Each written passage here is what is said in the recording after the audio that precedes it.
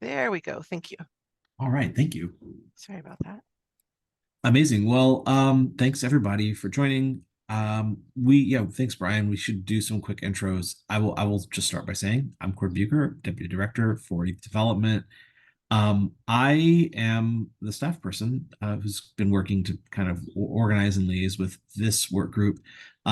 So Adrian, you may have been in the last council meeting. Essentially we've created this work group as a bit of an offshoot. It's not a committee, doesn't have a chair. It's just a way for staff, council, and some of our partners to come together. We've been meeting every 2 weeks, talking about strategic plan stuff. And I will do, after we go around, just for everyone to introduce themselves, I'll give you a quick recap, and Sally as well, of just some of what we've talked about already and what we're going to do today. Pass it over to Brian. Thanks, Cord. Yeah, Brian Detman, Youth Development Director. I'm in the Dalles at the Wasco County Administrative Building for a juvenile directors meeting, which starts at 1. But yeah, I'm in some empty office, which is great. I have a space. I will pass it to Adrian. Good afternoon, Adrian Livingston on the council, and just went to DC this weekend to watch my niece graduate from American University, summa cum laude. She was on stage. So yes, it's Felicia and Jamal's daughter, Brian. I know you know them both. So yeah, Amira. I will pass it to Bethany.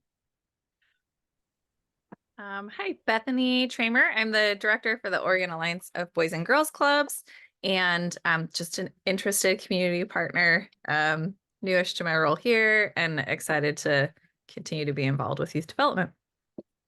And I will pass it to Sally. Thanks. I'm Sally Deck. I am a grant manager at YDO, and I will pass it to Juliet.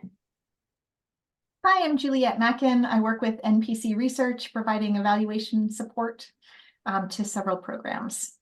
I'll pass it to Annalise. Hi there, Annalise Dolph. I'm director of the Alcohol and Drug Policy Commission. So Brian, say hi to Debbie, my vice chair here in Wasco County, and a senior policy advisor on my staff, Wes Rivers, and I are kind of passing you guys this back and forth. So I'm here while Wes is on a very well-deserved vacation. I'll jump in and then I'll pass it to Abe, because I think Melissa Gallardo, Executive Support Specialist for YDO. I'll pass it to Abe. Abraham Magana. I'm a grant manager and operations analyst with YDO. I think that's everybody. Is that everybody? Or did we miss somebody?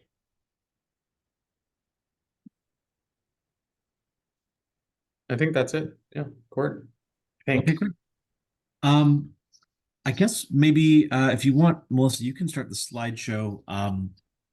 Essentially, for those who are joining for the first time today, we've had 2 meetings already. The first meeting, the conversation really centered on how to prioritize all the different ideas that emerged in our strategic planning retreat back in November.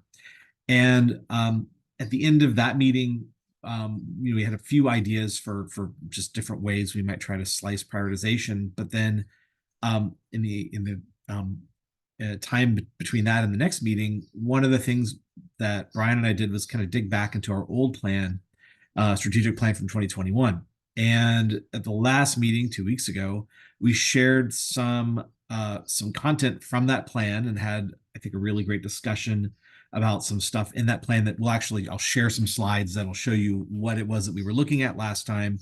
And then how in the last 2 weeks, based on the feedback and the conversation in that meeting, we sort of reworked some of these ideas. And what I'll be sharing today is a draft of essentially a structure for the strategic plan to get some feedback from everyone, get your input.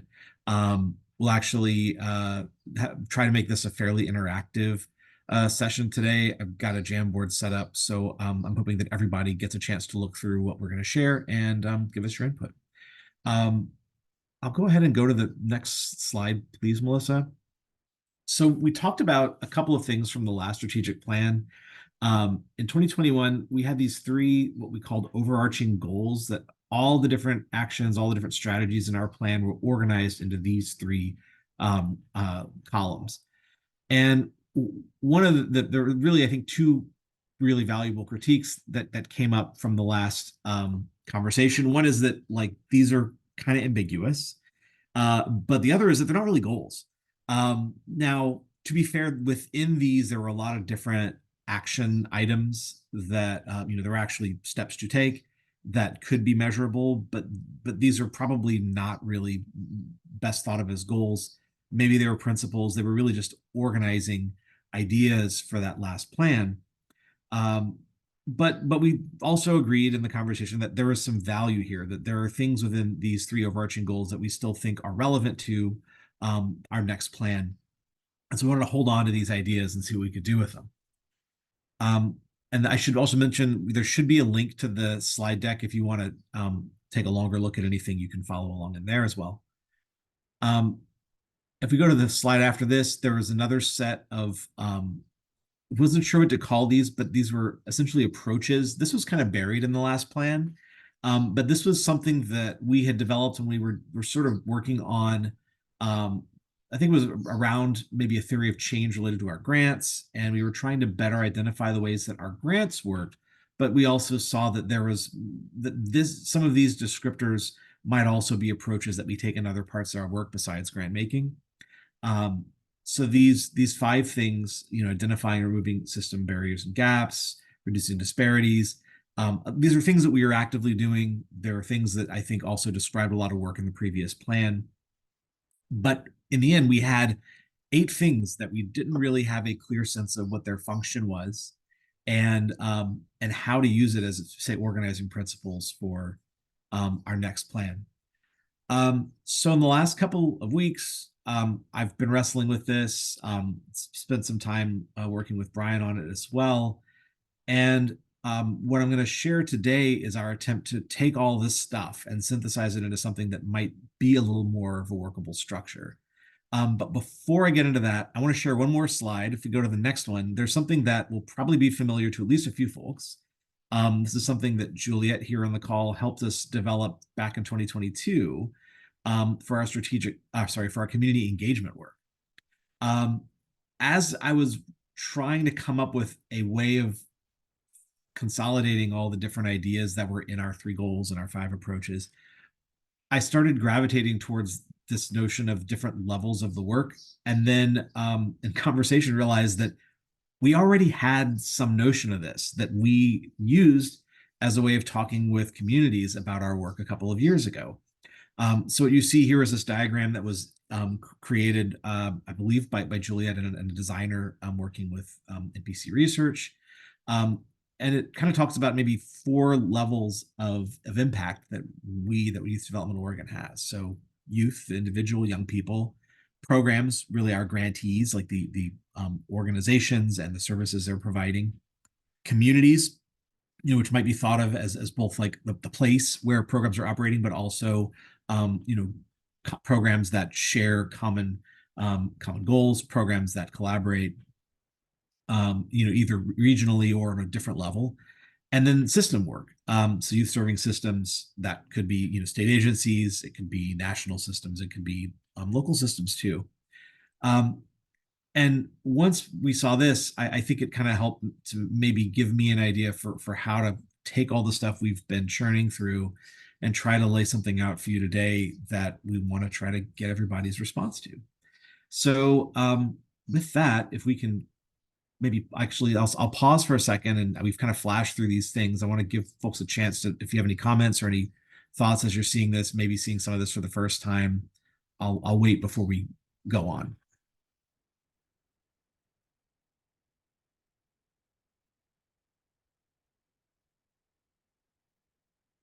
But I can't help but pull the curtain, so let's go on then. So next slide, please. So what we've drafted is essentially what you've got here, 4 levels of impact for our work. So this essentially takes some components of those ideas, the items from our last strategic plan, but organizes it. On the left side, you can see essentially 4 levels of work, from the individual youth that we are serving all the way up to the system of which we are a part and which we collaborate with. And tried to sort of come up with some language to describe what we were attempting to do at each of these levels. There was some stuff that initially there were 6 things, but we realized that the first 4 really seemed to be one kind of thing, and then the last 2, which are now the 2 principles on the right side, are more of a how than a who.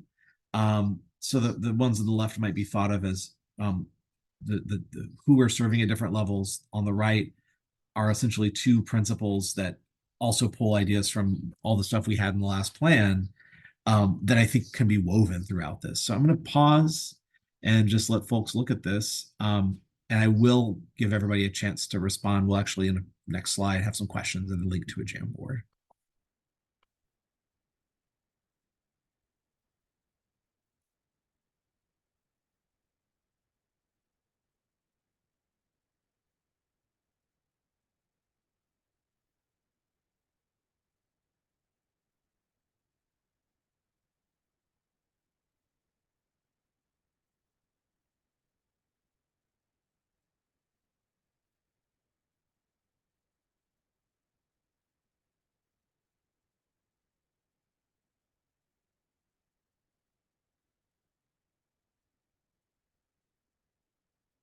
Melissa, if you want to go to the next slide, the next slide actually has some questions, and down at the bottom there, I can actually put the link in the chat so you don't have to go into the slideshow to get it. But essentially, I thought, we actually had a few more people in the last few meetings, and trying to have discussion and capture notes was fairly difficult, and I wanted to make sure that everybody here gets a chance to respond to this, think about these questions. And so I've got a link here that I'll put in the chat, and if you go there, you'll see a Jamboard where we've got a few slides. The first is the previous one, where we've got the levels of impact and principles. The next one is the questions. And essentially, you can use this Jamboard to reflect, make sticky notes. I'm wondering if, Melissa, we actually swap, and I can quickly show people what's in the Jamboard, and then we'll take a pause and let everyone go in for a few minutes and read and reflect and make notes. And then after that, we'll come back together and folks can share some of their thoughts with the group, if you're inclined to do so. Okay. Can you guys see the Jamboard now? Oh, great. You got it. Perfect. Yeah. Okay. So if you want to use the link. if you have trouble accessing it, please let me know. Make sure my link is one everyone should be able to. Yeah, the link I clicked on just takes me to the slides again, not to the Jamboard. Oh, did I copy the wrong link? Let me try this again. But in the slides, there is the link that actually did that work for me. I might have. It's on slide 7. Oh, there it is. Sorry, I didn't copy, and I pasted fine. Sorry, the Jamboard link is now in the chat.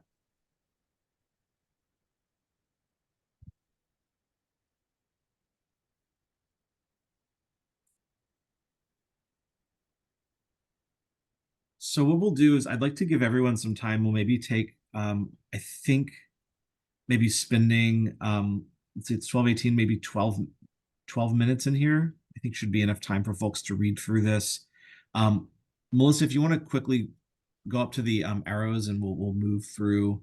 You can see what's in here. So the questions are here. You can respond to the questions in that sheet. You can respond anywhere in here. Sorry. See if we can get that visible. There we go. And the next frame, there's the 4 individual levels are here, just the text of those 4. So if you would like to do some wordsmithing, we welcome that. So we actually pulled each of these out, so you can go in and make notes on how you might improve the language here. If you change it completely, you can do that too. The 2 principles also follow those. I think that I've updated them all to the last edit that I made, so that should reflect what you see on the slide. And then there's one more, we'll come to this a little later on, which is to kind of talk a little bit about what the actual structure of the plan looks like with all this stuff, put in there. Any sort of comments or questions before we kind of let folks go into the Jamboard and mess around in there?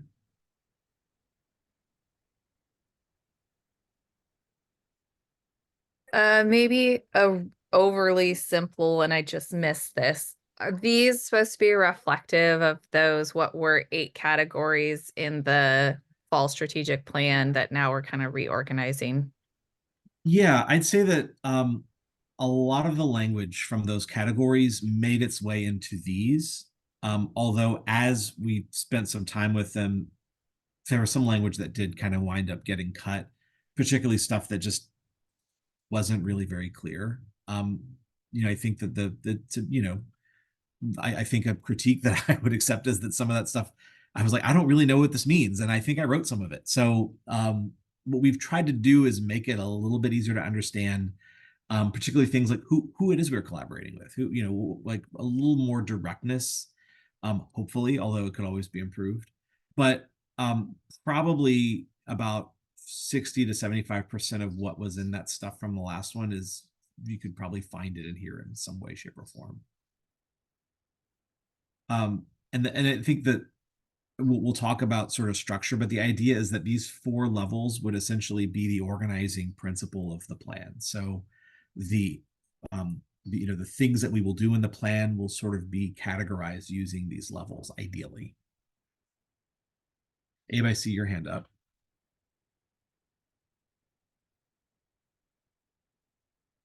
Your mic's still off. Yeah, you're muted. Abe. There we go. I don't see how I can do sticky note. I don't know if I have editing access or if anyone else has editing access. I don't It's have the. telling me Oh I no. just view all. I will admit that I never really used Jamboard, and then I saw that it was going away, and I was like, I want to use this before it's totally gone. I forgot to make you all editors. I'm going to redo the link there. Okay. The chat has a updated link that will let you edit, I think. Hey, Cord, can I make a quick comment as people are getting in? Maybe to Bethany's. Okay, Abe, looks like you're in. Good. To Bethany's question, I think that those 8 kind of themes, if you will, from our planning retreat to some of those things, I think they're kind of a mix of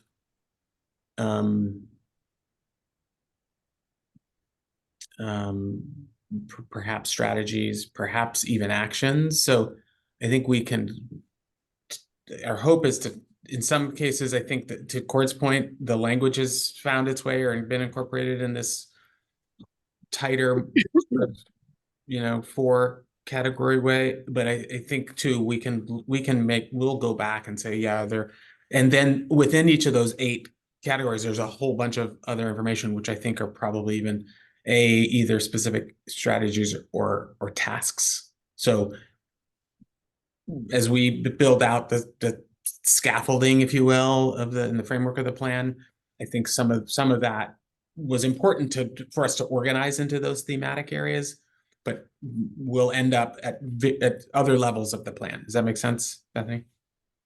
So it's not necessarily that these 4 things reflect all 8 literally, because I think the 8 themes kind of were a cross section of things.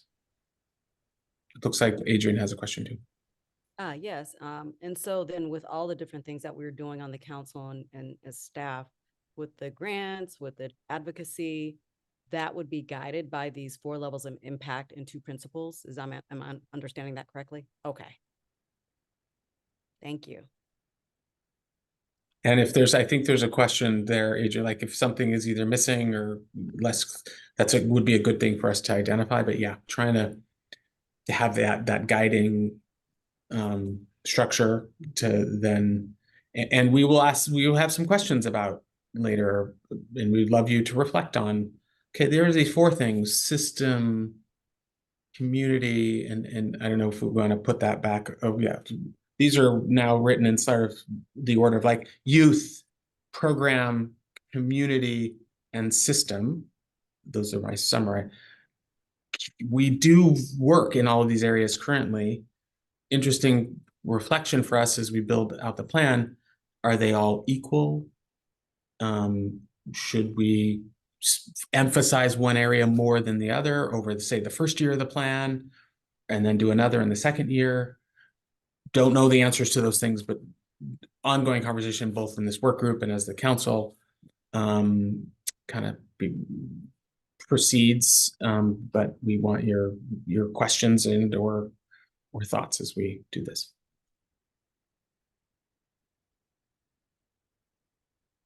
Are folks able to basically get the little anchor thing there on the left side where you've got, I think, the fourth thing down, the sticky note? Great. The sticky note requires that we be fairly concise. So I am wordsmithing to make it fit on a sticky note. You can do more than one sticky note. Well, we're going to give folks time, as many sticky notes as you can fit on all 8 pages. So I will let everyone, I'm going to shut up and let everyone get in there, and you can just ask questions, make comments, make suggestions. And we'll come back at do 12. So we'll just go till 12:35, I think. 10 minutes should be fine. And then we'll come back together and folks can maybe share some of their thoughts.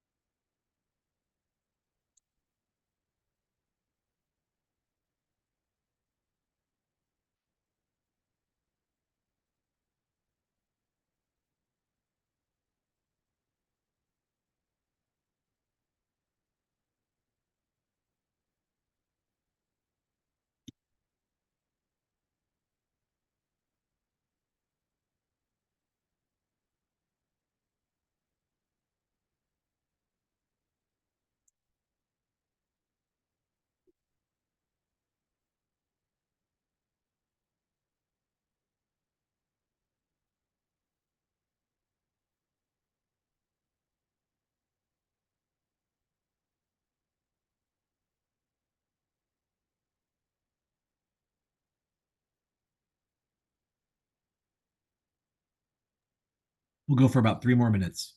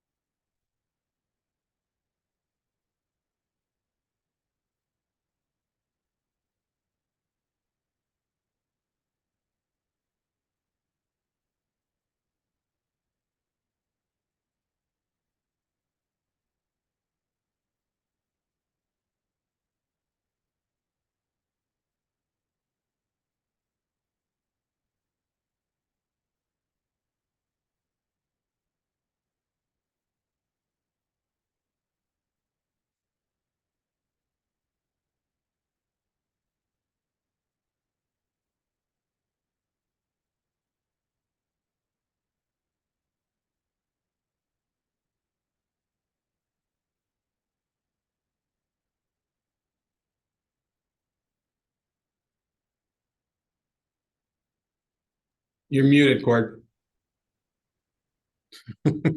Oh man, I just did a whole soliloquy. So we'll we'll give you another opportunity to come back in here if you would. We'll pause on adding stuff for a moment. I think we'll probably do a similar activity in the next meeting, which will be a joint meeting with our council's policy committee. I don't believe anyone from that committee is here today, so I want to maybe also give them a chance to encounter this information and give it feedback. So if you have more thoughts, you can still certainly add them. I appreciate you doing it in here because it makes it so much easier to capture so many ideas from so many folks in a short period of time. I wanted to open the floor up to any and first impressions, comments, questions, or any other things you might want to say to the group.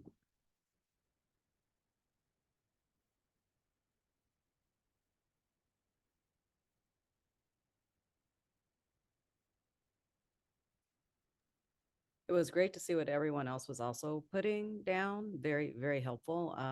Definitely agree that putting equity, I love that would be a filter throughout, because unfortunately, oftentimes you find that it is a a standalone program that doesn't weave itself throughout the organization and entire culture of an entity.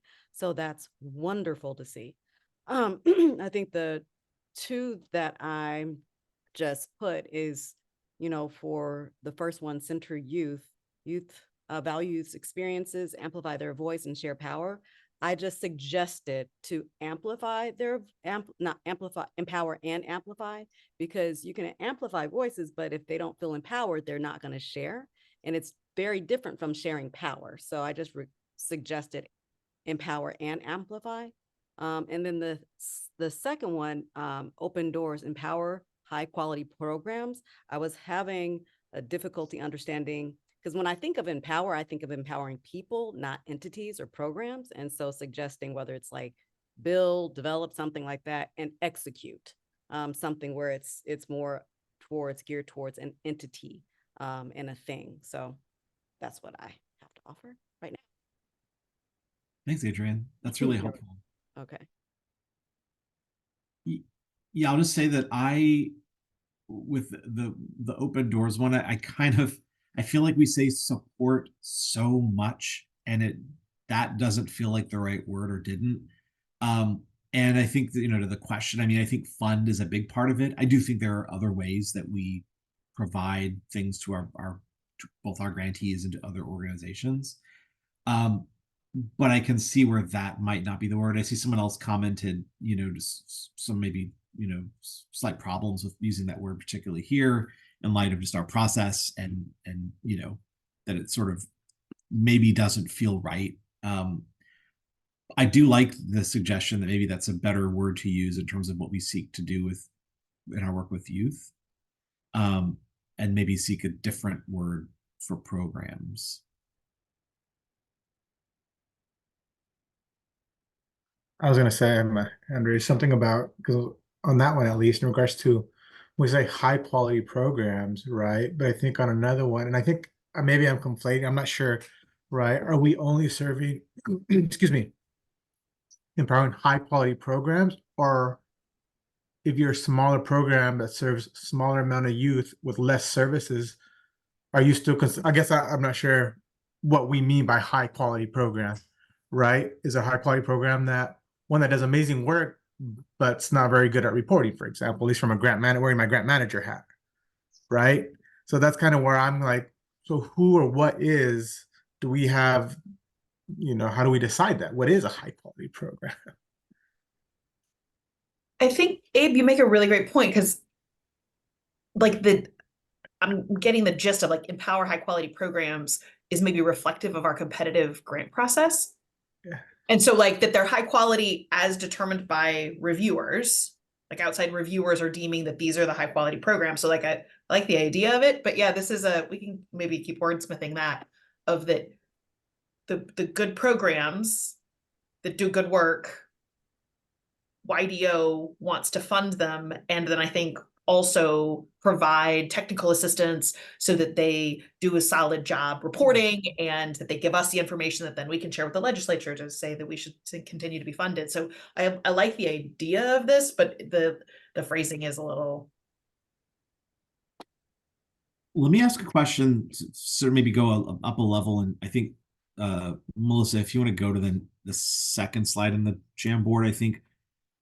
I mean, what I'm hearing so far is that a lot of the comments and questions are sort of aimed at the content of these 4 levels of impact.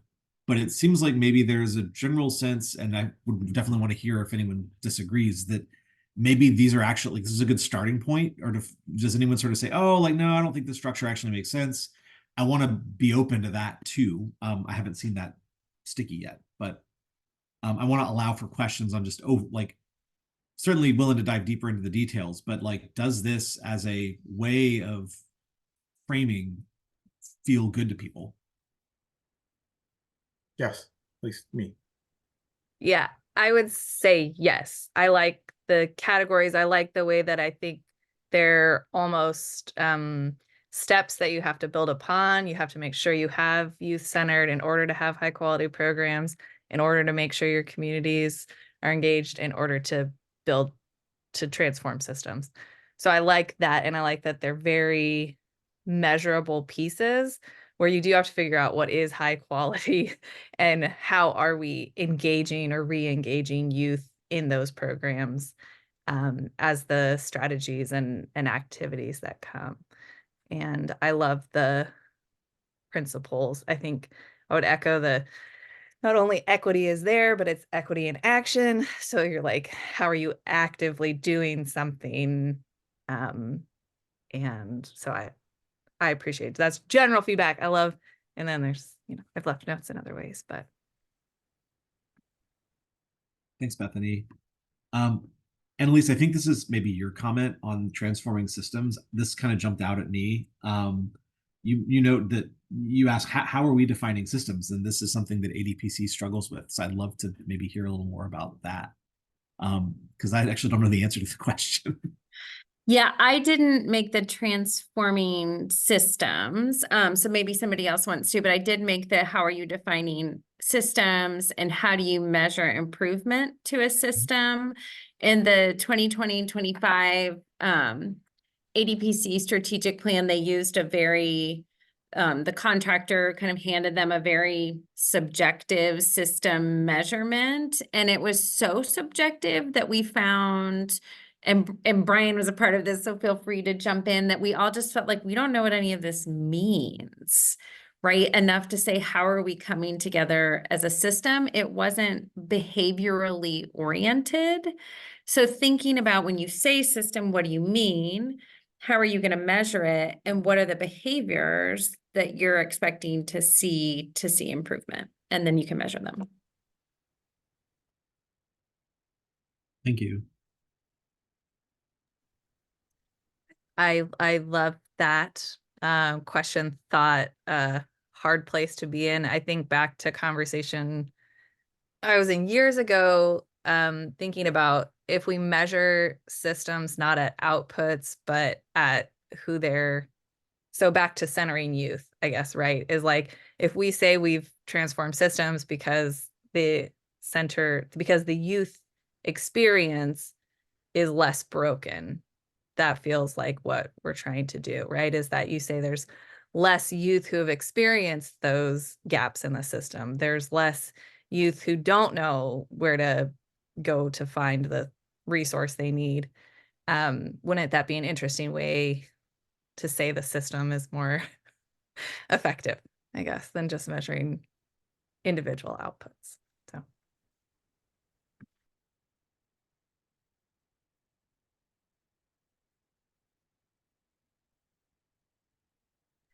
And my sticky is this one here on the clarifying who and how, or YDO and YDC are doing transforming systems, because there's really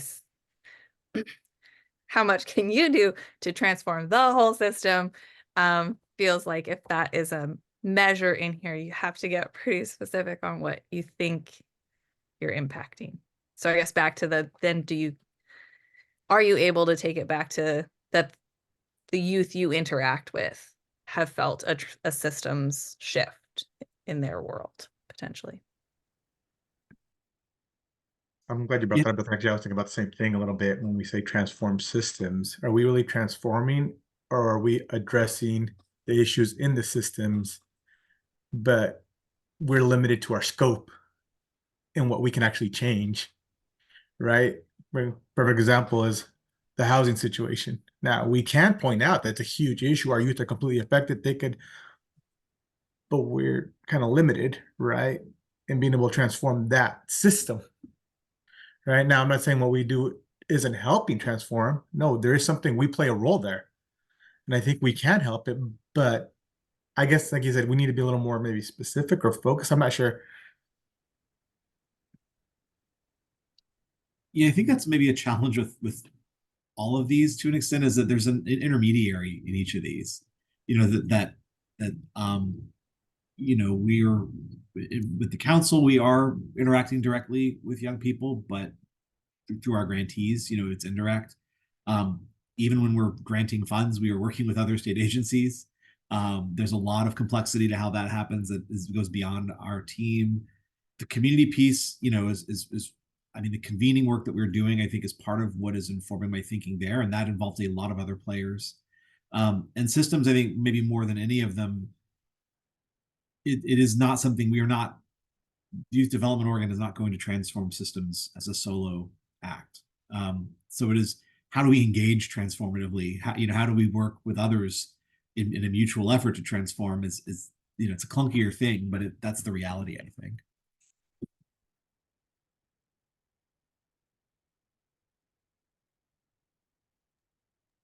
Given the time, I want to maybe take a couple more minutes, and then I want to kind of talk about just like give you a chance to see what this might look like in terms of structure.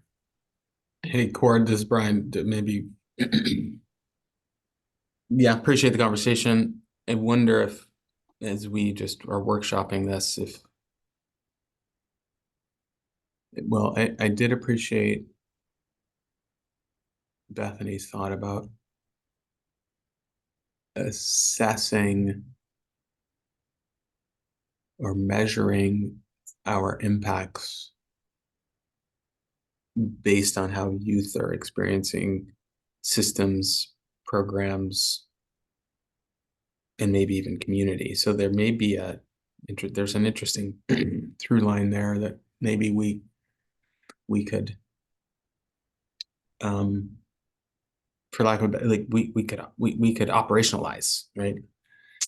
And at the same time, I think in some of the previous language we talk about a bit about system alignment and system coordination, which sound kind of blah, but to the extent that we're doing X, I don't know what the X is, with alongside ADPC or doing X along the system of care council, there may be some alignment, and maybe that's more of a less of a systems thing than a, I don't know, community. But so there may be ways that maybe we need to say, and while I love the language around transformation, it feels kind of aspirational and empowering, we might need to reflect on, is that even the right word? So we don't have to solve it today. Second observation real quick is, in Annalise, probably not today, but it'd be interesting to talk about what ADPC is. How are you wrestling with the question around system change, let's call it, right? So while in your past plan, super subjective and it wasn't, so how either together or whatever, how might we both say wrestle with that question kind of as agencies, so that we're learning from each other and not, reinventing the wheel. And then finally, I did appreciate something in here around like re-engagement and second chances. I don't know who put that comment, but I saw it. I mean, because I think we value prevention, real like primary prevention, and I think we also value what we have particular grant program around re-engagement. But I liked somebody saying, or I appreciated that note about, I think re-engagement is a really critical concept. I know that we've kind of got it woven in somewhere, but it may be an important lens for us. I saw the word restorative justice in there, and second, so something I just wanted to say. Yeah, I think that's important to us, and maybe needs to be, it may need to be elevated in some way.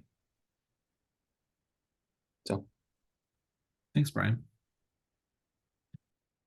Any other comments? And then if not, we'll go to the last slide and we can talk about the structure.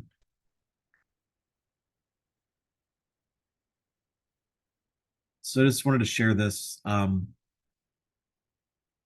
since kind of alluded to this a little bit, but one of the things that I'm trying to get at in this work with the work group is, what is sort of the organizing principles of our plan? And so I tried to sort of do a diagram that sort of captures, I guess what I could kind of think of as sort of a scaffolding or sort of a structure behind the plan. So kind of moving, I think left to right is really kind of moving from top to bottom. So mission, vision, values, beliefs, the equity lens, those things, as of right now, we are holding on to the ones we shared them in the last meeting. The mission, vision, and values and beliefs that we developed in our last plan, I think, are still good.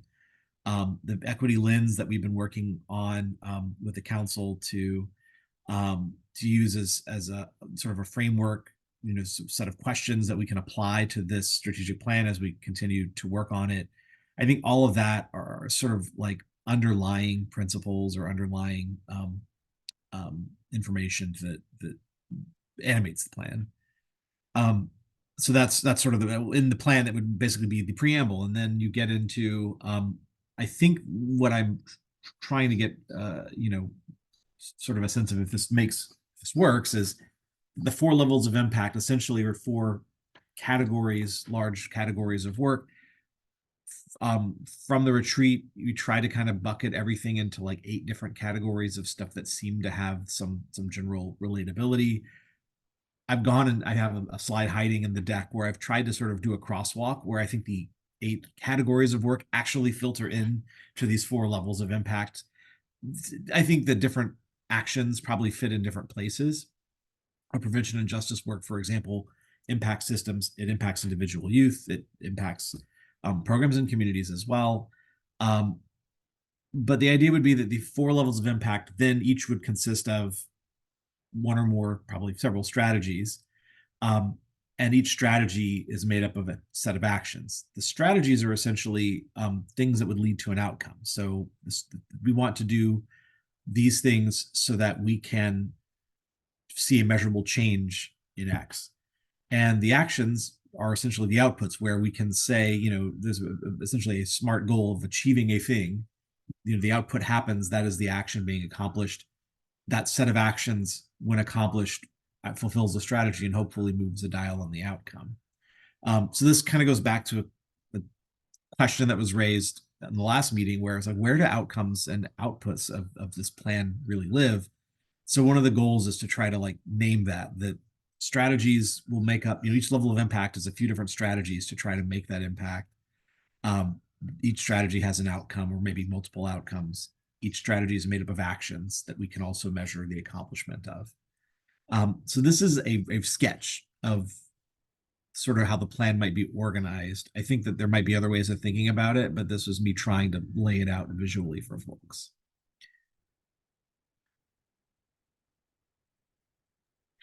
I will just happen to say, keep it manageable and measurable.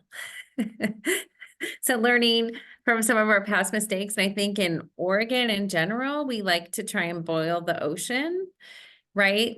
Your output really can't be, I don't know, improving overall well-being for youth in Oregon, right? What does that mean? So just keeping it tight and keeping it measurable is my greatest advice and wish. I will sticky note that in there. Thank you. So then this could be the space where you prioritize things on that list. While those are already prioritized, as this is important, you go through and see how council members and work group members say, strategically, these are our top actions in order to have the outcomes that will help us move the dial in these 4 impact areas. Yeah, it's a great point, Bethany. I mean, I think something that we hadn't considered in prioritization is prioritizing by what can be measured, by what actually will fit. I mean, I was revisiting the strategic plan expectations that the governor has set, and one of them is that you have SMART goals, which is kind of basic, but something we very definitely avoided in our last plan to an extent. We measured a lot of outputs, but outcomes were much harder. And I do think there was a lot of sort of definitely an attempt to boil the ocean there. Where I think, yeah, maybe there is an opportunity to prioritize based on how measurable things are, and if things are sort of all leading towards a measure that we want to see happen.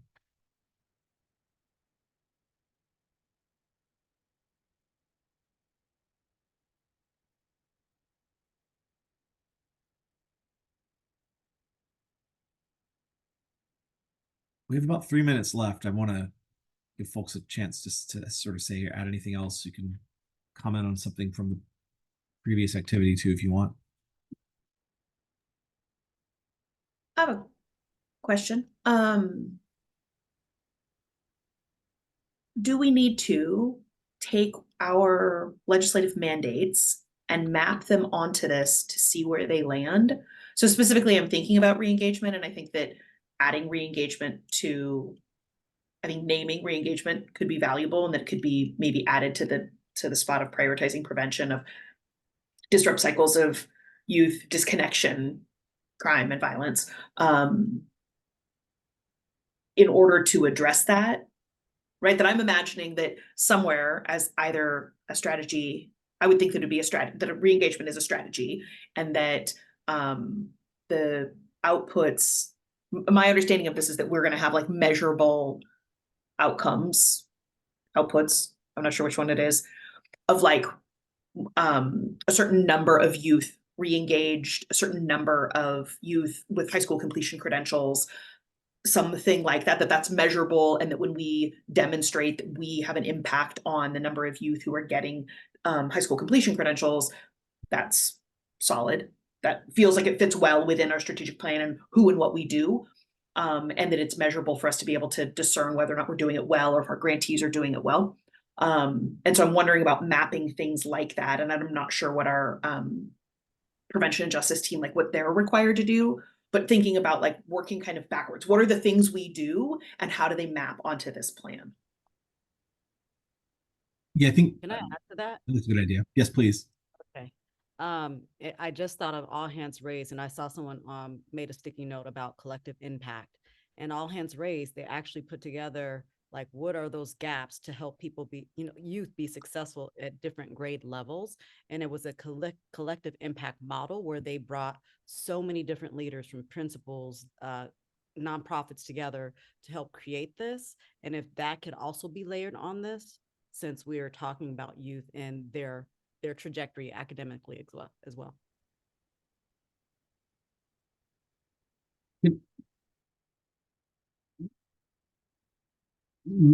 Adrian, I think I get what you're saying. I'm trying to maybe see if I've got it. So it's sort of like also thinking about how different aspects of this sort of fit into a collective impact model.